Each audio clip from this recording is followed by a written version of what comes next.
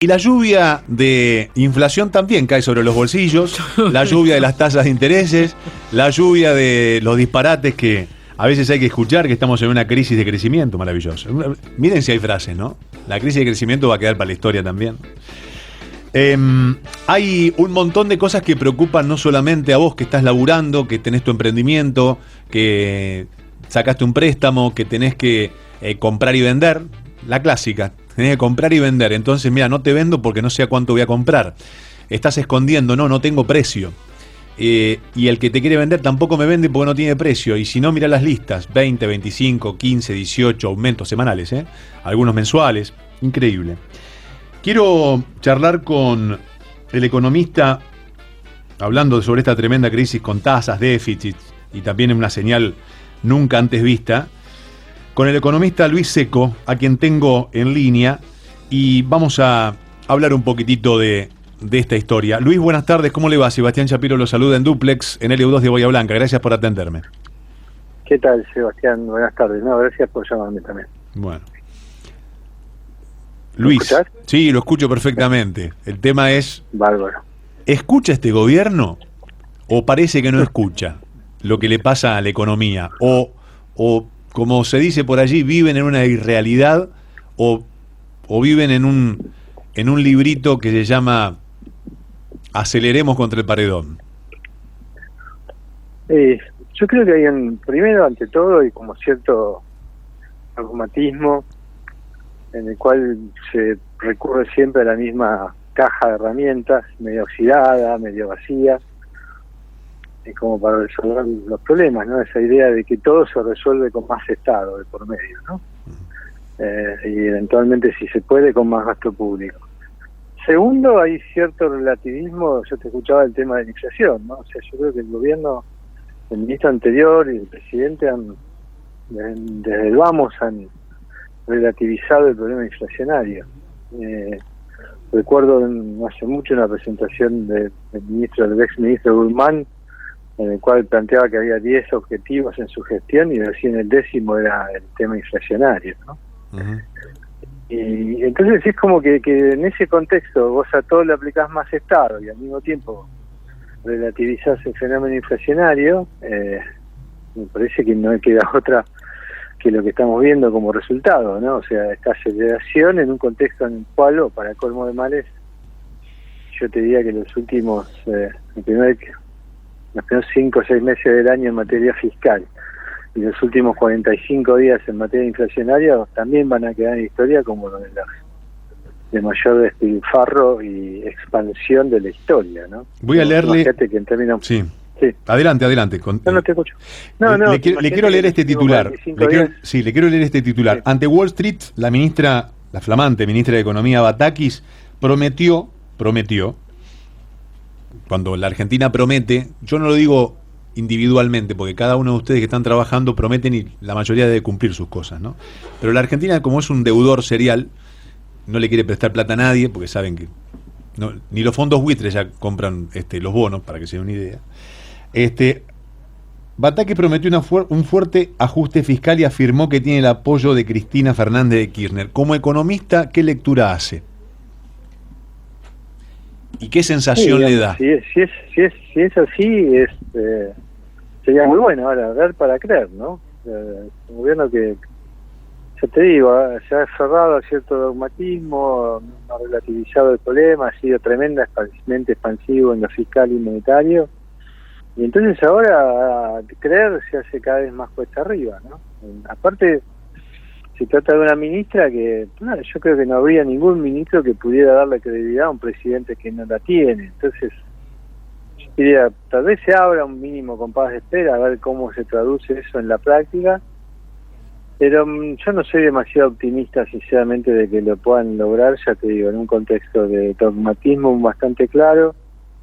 Recordar que la ministra y la vicepresidenta tildaban a Guzmán de ortodoxo, cuando Guzmán, si es algo que tuvo como característica, que no ser ortodoxo, ¿no? Vos imagínate que bajo la gestión de él, el gasto público llegó a crecer 30 puntos por encima de la inflación, y se fue con el gasto público creciendo 20 puntos por encima de la inflación. Entonces, me parece que no, me cuesta mucho creer este tipo de cosas. Aparte, viste, cuando salen esas novedades son filtraciones que alguien fue y dijo que la ministra, alguien de los presentes le contó al periodista, o alguno de los que estaba con la ministra le dijo al periodista, no, dijo tal cosa y te dijo tal otra, pero son promesas por ahora, ¿no? Yo te digo la verdad, las medidas concretas no hubo ninguna, y la medida esta de que luce la más efectiva, la más contundente, decir, bueno, no giro plata si no la tengo, ya lo hizo en su gestión con Daniel Scioli en la provincia de Buenos Aires y le dejó un tremendo problema de deuda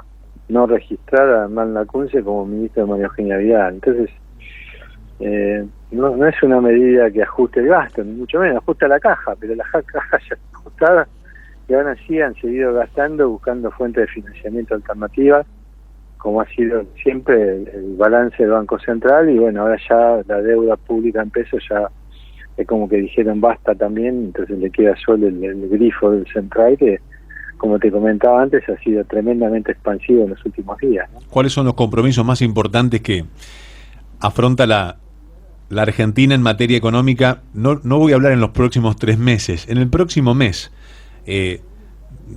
Me imagino que debe... Mira, tenemos... Sí, adelante. Tenemos por delante vencimientos de deuda muy grandes en pesos, que ya el Banco Central ha estado comprando parte de esa deuda para que quede menos en manos privadas, pero aún así calcularle que tenemos en julio hay al menos 300.000 millones de pesos que están en manos privadas y un poco menos que está el Banco Central, pero entre los dos suman 500.000 millones. En agosto tenemos otros 600.000 millones, en septiembre tenemos 1 billón. O sea, digo, son números que escapan a veces a la comprensión, porque son 1 billón es un 1 con 12 ceros detrás, ¿no? Y eso es lo que tiene que salir a renovar de deuda, y es todo un desafío. Y después todo eso va a pasar en un contexto de aceleración inflacionaria. O sea, si algo le va a pasar a la inflación es que se va a seguir acelerando. ¿Por qué? Porque hemos tenido un proceso de expansión de balance del central, antes, ¿no? Y vos imagínate que todo lo que debe el central, ¿no? Entre base monetaria, o sea, papelitos que no pagan interés, que son los pesos, y otros papelitos que sí pagan, que son las letras de liquidez, eso creció 20% en 45 días. Entonces, eso tiene consecuencias inflacionarias que todavía no lo vimos. Entonces, cuando veamos el mes de julio, vamos a hablar de la aceleración de nuevo de la inflación, y está pendiente un nuevo umbral que tiene que ver con esta dramática expansión de dinero que no se va a retrotraer. El central, aparte, dio la señal, y esto es más sofisticado, pero ¿qué es lo que ve el mercado? El mercado ve que el central dio una señal, el Banco Central y el Ministerio de Economía dio una señal muy clara de que quieren licuar la deuda. Lo que hicieron fue deuda que había del Tesoro que se indexaba por la inflación o por el dólar, ahora paga una tasa fija, y está claro que quieren que esa tasa esté por debajo de la inflación. Entonces lo que están haciendo es licuando deuda. Cuando una autoridad económica, un banco central, un tesoro deciden licuar, automáticamente todos reaccionamos diciendo, vos querés licuar, entonces vas a seguir inflando. Miramos los números y vemos que hay condiciones para que eso suceda, y entonces todo el mundo dice, bueno, hay que prepararse para una inflación más alta, y esa inflación más alta, en lugar de pasar en algún momento, empieza a pasar ahora, ¿no? Porque vos, no sé cómo estará Bahía Blanca en ese sentido, pero lo que se nota es... y lo que le puedo decir que en la góndola se nota mucho más de una inflación del 7% que es lo que se dice. En la góndola o en cualquier comercio, uno va a comprar cosas y se queda helado porque aparte no sabe qué respuesta va a recibir de precio. En 10 cuadras puede variar un precio entre un 20 y un 25% tranquilamente, pero tranquilamente, del mismo producto. Esa indeterminación que tenés tiene que ver muchas cosas, ¿no? Muchos remarcan en función de lo que esperan hacia adelante va a ser el precio de reposición, otros tienen stocks en alguna mercadería que dicen las tengo que defender y le quiero ganar, a esto le quiero ganar al dólar, por ejemplo, y eso es lo que pasa cuando uno empieza a remarcar en función de la brecha. Digo, hay muchos procesos distintos, depende de cada digamos, mecanismo de formación de precio que tenga cada distribuidor, cada mayorista, cada minorista, pero evidentemente estamos en un proceso de incertidumbre nominal muy alta, donde empieza a operar el código genético típico de los argentinos, que después de tantas crisis que llevamos adelante, sabemos que un presidente débil, con problemas a nivel interna de su coalición, con crisis de gobernabilidad y demás, es una invitación a que se manifiesten aún con más fuerza los problemas económicos, ¿no? Y que se aceleren los escenarios de crisis. Así que yo creo que estamos en ese punto. Si ya pasamos el punto del no retorno, y bueno, yo creo que todavía alguna ficha al gobierno le queda como para evitarlo, pero desperdicia muchas oportunidades, se toma demasiado tiempo y tiene que ver con esta dificultad política que me parece que tiene el presidente para tomar decisiones por sí solo, que percibimos todo, y eso agrava esa incertidumbre que hablábamos antes, ¿no? Tal cual. Luis, le agradezco este tiempo. Ha sido un placer. Un abrazo muy grande. Hasta pronto. El economista y director de la consultora Perspectivas Económicas, Luis Secco, hablando de lo que sucede un poquitito en la actualidad del día a día